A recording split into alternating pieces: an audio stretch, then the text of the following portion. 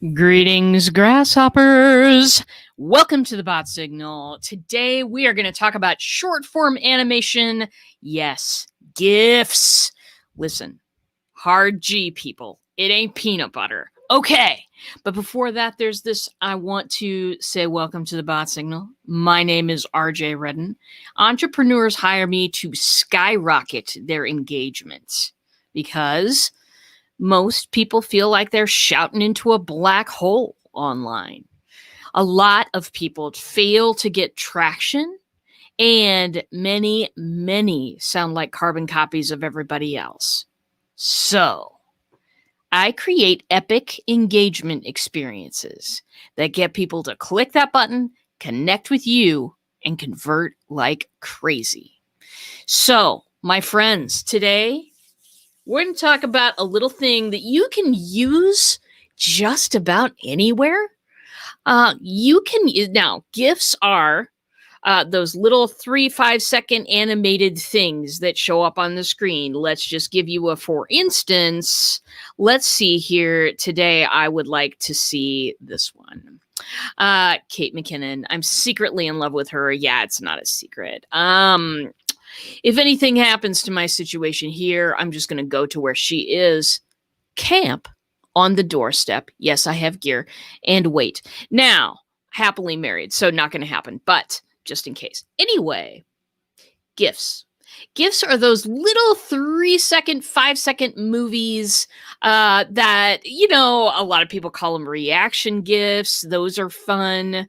But there's I've just been taking a class on this from Rachel K. Albers, which I highly recommend this class because just short, punchy, funny, teaches you, you're in, you're out. You got what you need to know. You know what I'm saying?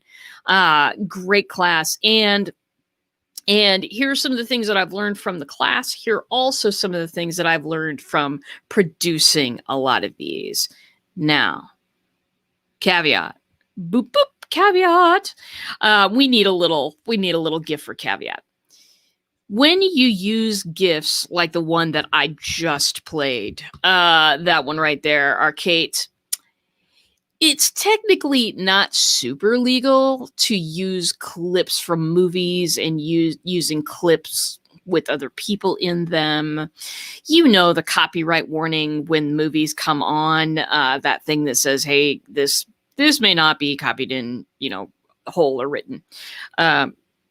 Whole or written. I don't know what that meant. Anyway, not super technically legal. Probably my friend Heather Campbell, the website warrior, might have a little problem with it. For me, I don't have a problem with it at this point, but if you use things like that, just be aware that there is potentially some legality issues that could come with that. That said, a frick ton of people use a frick ton of them all over the internet. And so, if you want to take your chances, you can. But I think the important thing is this, and that is, you can make your own. You can make your own reaction GIFs. You can make your own stuff. You don't have to use anybody else's stuff. And that is cool. That is cool. In fact, I'm going to be making a few of my own because I can't possibly resist a camera. Please, this face, you know what I'm saying. But I can make reaction GIFs of my very own. I can use my dog if I'd like to. He's asleep right now, everybody. But I can use just about anything, any little clip of film to make a GIF. To make that branded, you add your logo, you add your colors, you add your, music if you have music. So very interesting stuff. Not a lot of people use GIFs, and people using GIFs for their own self-expression all the way, totally legal every day. Folks using it for personal gain, that's a different story. So when your brand uses GIFs, that's when those legalities that I was talking about come into play. Now, what's a branded GIF anyway, RJ? What is this madness, and why would you bother producing those things? What if you don't like to get on camera? A lot of questions here, so we'll just kind of deal with them one by one.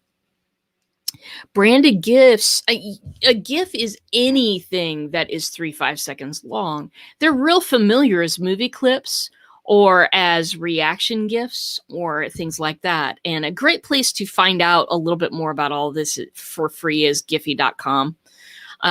GIPHY.com. And that is a place where you can punch in a word and see how many weird little GIFs come up. It's kind of fun. But why would you use this for your brand? It stops the scroll. It stops the scroll. Movement stops the scroll. And that is really cool on social media because everybody's doom scrolling all day, every day. It is a casino of doom scrolling. Scroll. Fantastic. Except if you want to stop that thing. Except if you want to kind of put your own stuff in the way of that, in a way that people will look at it. Because it's one thing on some certain social platforms, rules are different on every single one. It's one thing for some platforms, even to get your stuff seen as your brand. But it's quite another to then stop the scroll. GIFs can do that. GIFs can make people stop for a second. And because they have to stop to process what's going on. So, GIFs. That's why they're so important in social media. You can also use them, of course, as comments in posts. That's a pretty cool thing as well. Movement stops the scroll. Yeah, baby. And we have to if we want to be seen. So that is one reason to use GIFs. GIFs are they're just tiny videos, really. And why do we love video? Video's immersive. Video takes you out of your world for just a little bit. And we're talking very little bit in terms of these GIFs, right? We're talking only about 3 to 5 seconds. But people are searching for on the internet a break. Half the time, that's why they're scrolling Facebook anyway, just to get a break from what they're doing. Change of scenery, change of immersion, change of mind, breath of fresh air. So folks go on to these networks. Now, here are some other places that you can use GIFs that maybe you didn't know about. Welcome to an active email box. Yes, my friends, GIFs in emails are pretty cool things. Now, caveat here. There are some email programs that just will not translate the GIF and it just becomes an image. But if that cover image is doing something kind of interesting, then it's not so bad. You're still using an image in your email, and image is worth 1,000 words, right? But when you do put the GIF in there, I just need you to know that don't expect that every single person that sees that is going to be able to see the actual movement part. Like if you're on Outlook or something, it just doesn't work very well. So, but most people will be able to see a GIF. You can't embed, in most email programs, you can't embed a video, but a lot of programs now, a lot of software are allowing you to output videos as GIFs. Yes. What's the difference? Video, really heavy in terms of how many megabytes it consumes, right? That's why the email is restricted against it, because all of a sudden it would be like, oh, emails flowing through. It's a video. Oh my God. Okay, emails flowing through. The people that manage email don't want that for their lives. They want everything to be kind of squeezed down in an easy to transmit form. That's why a lot of the software now, like the ones that I use Videos and I use Canva, and both of them allow me to export something as a GIF. That is a much smaller image, generally does not have sound. Now, that's perfect. When I open my email, if you have put a GIF in there, I do not want sound with it. No. I don't want that. Nobody wants that. No, that's why autoplay is universally hated by everyone, right? We just can't stand it. So it's a very small, lightweight file. Doesn't take up a lot of room, doesn't play any sound, but it does autoplay when it hits someone's email. You hear that for me? Autoplay. GIFs can autoplay all day and people love them. Videos can autoplay and people will, I don't know, report you as spam, visit terror upon your house. I mean, videos with sound, no. Not on autoplay. It scares people. A lot of people too, when, folks are going back to work and whatever, a lot of people too, they wear headphones at work and all of a sudden you've got some sound blaring and that always makes me jump. I don't like it at all, but GIFs are soundless. Most of them. And so putting something like that into email completely agrees with the format of email and what is happening inside email. And GIFs just spice it up. It just does. It makes people laugh. It makes people, kind of lighten up a little bit. Lightening up a little bit is something that we could all use. Yeah? No, I know. We all could use some lightening up a little bit right now. And that is one of the ways that I do it, is to send GIFs to my folks. I'll send more than one. I'm not afraid of that GIF button. Neither should you be. Let me catch up on the comments. If the video is as a GIF, is it a few seconds of the video so they notice it and click? Videos that compress into GIFs are generally short. Okay, I'm not sure I understand the question. If you're using it in email, you can't load a video into an email anyway. You can't. No one will accept it. They just won't. Now, a lot of people will send things that if you click on them, they'll take you to a landing page, or they'll take you to a YouTube channel, or they'll take you somewhere to see the rest of the video. That's something that I use quite a bit. I use Dub, D-U, B as in boy, B as in boy. That's right, 2 B's. I use that, and a lot of times I will send GIFs in emails, but it's just a preview of everything.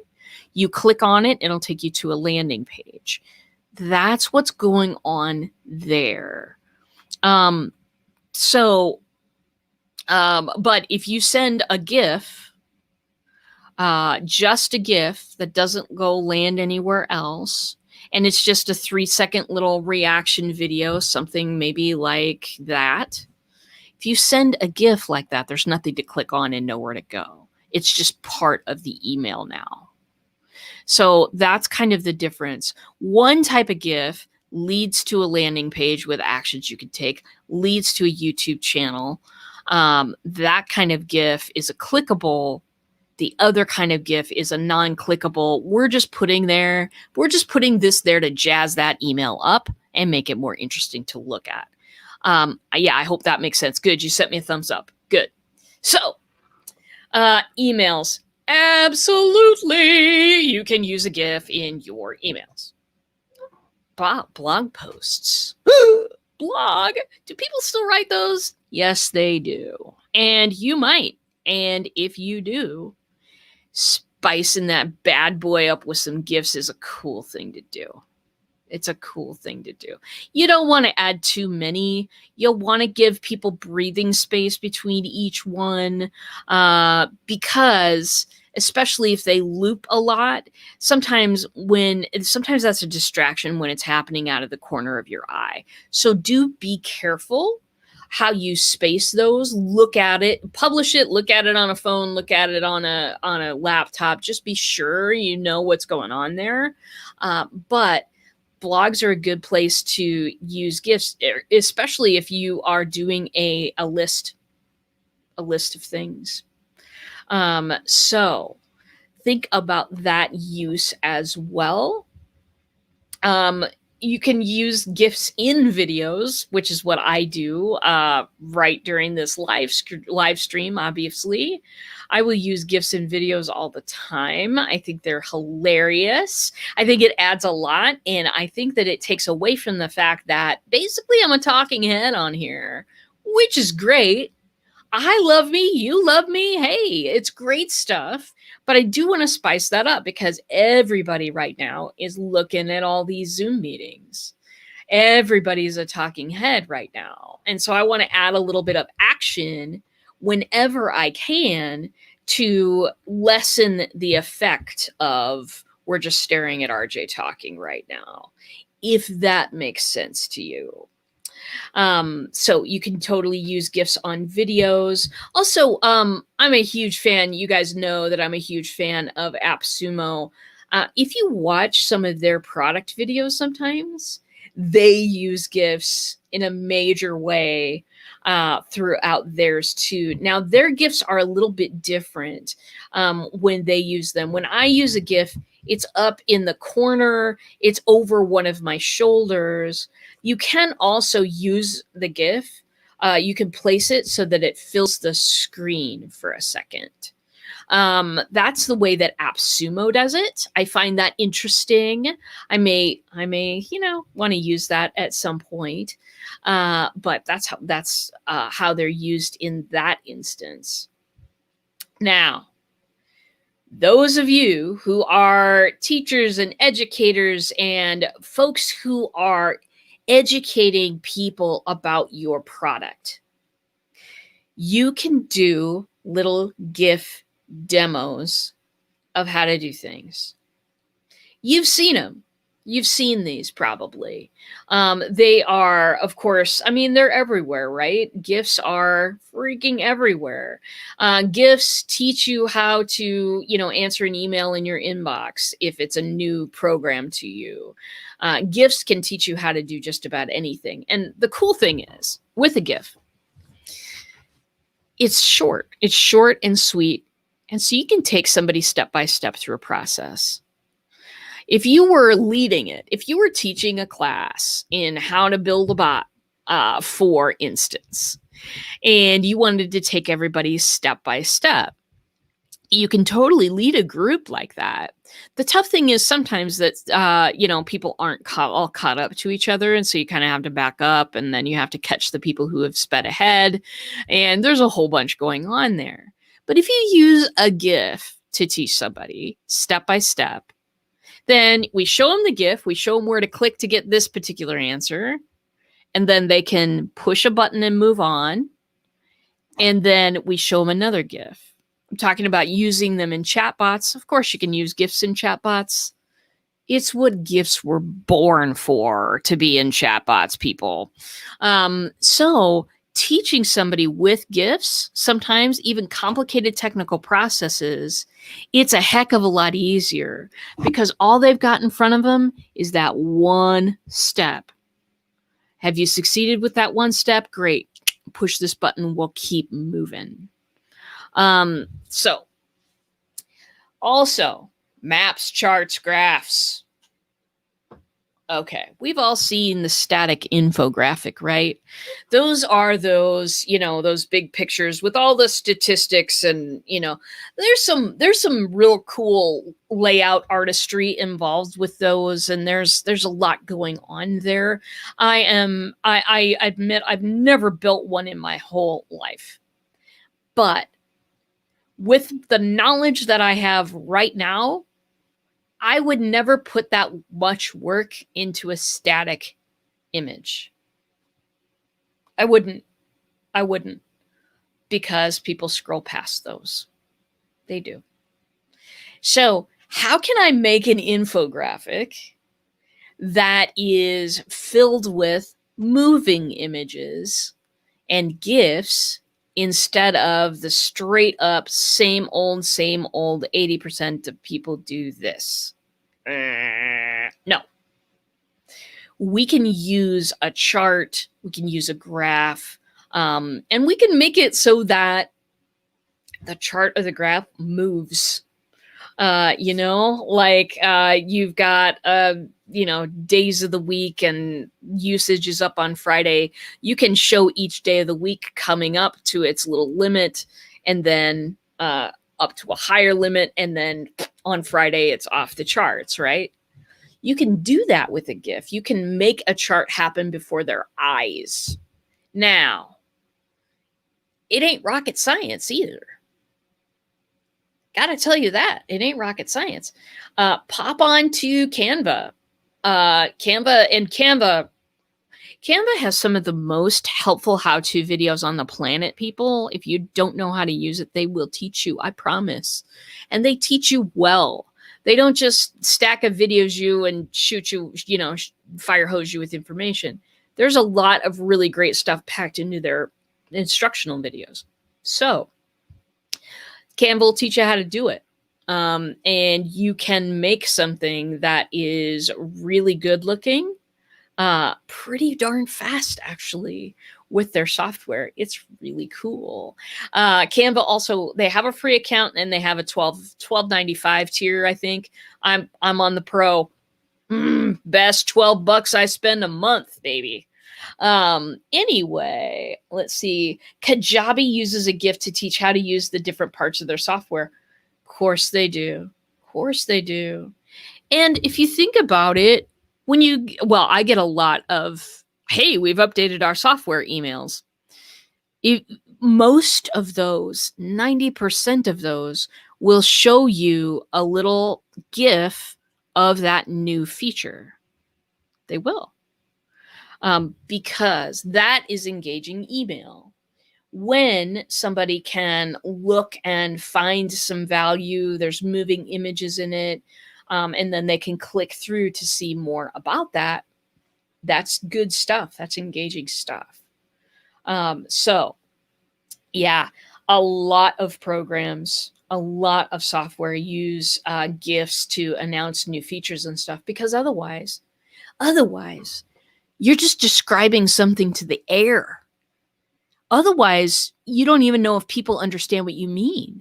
And that's always a thing with software, is that folks who develop it have an idea of what it means, but that idea is not always communicated. If you have a complicated idea that you have been wanting to explain and have trouble explaining it, try GIFs. Try packing that stuff right into a little GIF. It's 3 to 5 seconds long. I mean, it is short, it is sweet. You're in there, you're out of there. Okay. And if you're going to create your own, guideline 273. I've skipped the first 272, but whatever. Guideline 273. One idea per GIF. I know some of you out there want to give people all the information. I love you. I've been one of you. But the problem is that can be real overwhelming. In a GIF, a GIF can only fit one idea per GIF. Okay. So where else can you use GIFs? Where else can you post something on the internet. Your web pages, yes. Again, with web pages, you are going to want to space those out, especially if they're looping. You don't like it will drive people crazy if they're trying to look at something and all they see, all they can do is look at the GIFs because that's distracting. So when you're designing the page, take care to design the page. Also, text GIFs. Text GIFs. Text GIFs. Now, one of the experiments that I'm going to be doing here in the near future is to make some GIFs that have some of my questions on them. Some of those ones that I kind of ask people pretty continually. You can make the letters dance. You can change colors. You can have them slide in and explode on the screen. You can do a lot with just text. And when you are doing, this kind of refers out to when you're doing GIFs for a web page, GIFs that have very little movement still have movement, but they're not as distracting as, say, a scene from Friends or something like that. So that's something to keep in mind too. You don't have to use a scene from a movie. You don't have to use a reaction GIF. You can use GIFs that are just letters on a background. Let's see here. I need to convey the value and benefit more clearly. Oh, okay. Yeah, absolutely. And so how could you do that with a GIF? How can you fit that into 3-5 seconds? And to me, this is a great exercise. If you do your own marketing, if you're an entrepreneur doing your own stuff, then think about the benefit as a 5-second movie and write that down, because if you can come up with something that expresses that benefit, that shows somebody getting that benefit, wow. You've just communicated a whole lot in a whole little space. Most of the time, when we're marketing our own products and services, we are talking about the features. We're talking about how it works. We're talking about the inside of the car engine when all the people want to know is, does it run? Will it get me to the grocery store? That's all they care about. The results, my friends. They care about the results. They care about the benefits. A lot of us in marketing, sometimes we are just describing those features all day because we know our features are better than that competition person's, right? But they don't care. The clients don't care. They just want the car to run. They do. They don't have to understand a piston action. I don't even know if that's really a part of an engine. Anyway, so let's read the next comment here. Oh boy, do I need to pull back on how much I give away. I want to tell people everything at once. Gosh, I know. I've been there before. It's like, well, if I give them enough information, information is power. Knowledge is power, right? If you give them too much information, you're actually doing people a disservice. Now, this comes from my coach, Jane M. Powers. She taught me everything that I need to know about presenting. If you want a coach that will treat you right and give you awesomeness and have a huge effect on your career, please do call me. I will introduce you to her. But one of the things that we go over is that if you give people too much information, you do them a disservice. Because what happens is they're sitting in the audience, they're getting really excited about possibilities, and then they go try to make those happen. The problem is that they don't know what you know. The problem is that the background that you have is way different than the background that they have. Only once in a blue moon will people be able to take all that free information and apply it. Because first of all, most people don't even remember it on the first sitting. The average is when people are sitting in an audience, and this comes from adult learning statistics, When people are sitting in an audience being taught something, they retain about 30% of the information. Second problem, because most of it they're not even going to remember. Second problem, you can't control what they are remembering. You can't control if they just tried to memorize a process that you were teaching them and they only remember steps 1 and 3. And number 2 is vital. You can't control that. No one can control that. So, my friends, time to stop overloading people. It's time to stop overloading people. Give them enough to prove you know what you're talking about. Give them enough of your personality to let them know if they know, like, and trust you, and give them an opportunity to contact you. Don't do anything else. Don't go in depth. Don't step by step it, because no one will remember. No one will remember it right. And then when they go home to try that thing, they're going to get frustrated. And that's where we're doing disservice to people when we're overloading them. Okay. This is why I'm excited about your course. I'm excited too. I am super ridiculously excited. And, a great prep for the course is going to be the Skyrocket Live event. That's going to be held January 14th. We are getting signups right now, people. So get your seat because you want one. You want one. We're going to hold this little event in a whole new way. We're going to be having, we're even not having it on Zoom, people. And we're going to learn about the 3 engagement strategies. Tricks sounds like trick or treat. No, they're engagement strategies that I use every day in engagement marketing to build relationships and see where those relationships take us. So if you do the Skyrocket Live, sign up for that.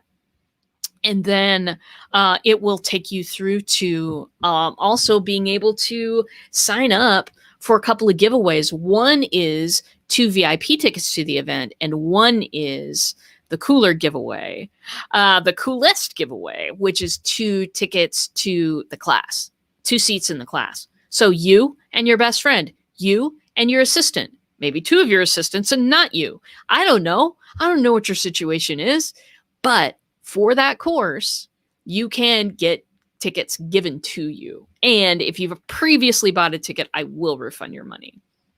So just so you know, it all starts with Skyrocket Live, people. So go after it. Yes, I have got another comment here. I need to tie together the info I know and the solutions clients are looking for in a simple way that people feel like they can replicate. Yes, that's the goal, isn't it? That's the end thing. People don't have time these days. People don't have time to dig through a lot of information and see if it might apply to them. People don't have time to do all of those things that we've been calling on them to do for years. They've run out of time. They've run way the heck out of patience. And it's time for us to step up. It's time to step up and make our marketing more engaging. Make it interactive. Make it a 2-way street where people can be seen, heard, and cared about. That's our mission. By the way, Skyrocket Live, free. Come on. It's a full day event, 6 hours with me. How can you possibly say no to that? And it's going to be a lot of fun. We're going to have networking. We're going to have games. We're going to have prizes. We are going to have it all, my friends. So get yourself signed up before the seats run out. I limit the event capacity because I want ultimate participation. Just so you understand. So boop. It's an everybody plays event. It is participatory. That's the word I was trying to get out a minute ago. Anyway, so that is, that's what I know about GIFs. I'm going to be teaching some material on GIFs in my course as well. So, if you're interested in the course, we've got early bird pricing till the end of the year. It's down to $997 right now. That's $997, not $9.97. And it is going to be epic. And this is a class that you're going to be able to come back to. And back to, because there's ever more information in the in the engagement field, and I'm going to have it for you. So sign up, people. Do that thing. And God, am I so glad to have you here. I am glad to have every one of you here. This makes my day when I can come on and talk to you about what's going on. Tomorrow at 10 a.m., we're going to do our weekly Friday Wins show. Yes, Friday Wins, where you get to report to me what has happened in your world this week that is a win. Is it business? Is it personal? I don't care. Is it big? Is it small? I don't care. Tell me how you're winning this week. Tell me how you paved your own road. You took control of your own existence and you made something happen this week. As long as it's appropriate for general internet consumption. Okay. I see some of you out there. Okay. So bring that to us tomorrow at 10. I'll bring some of my own wins. We'll celebrate the end of the week together. And until then, grasshoppers, you're the absolute best audience out there. I'll see you in the bot.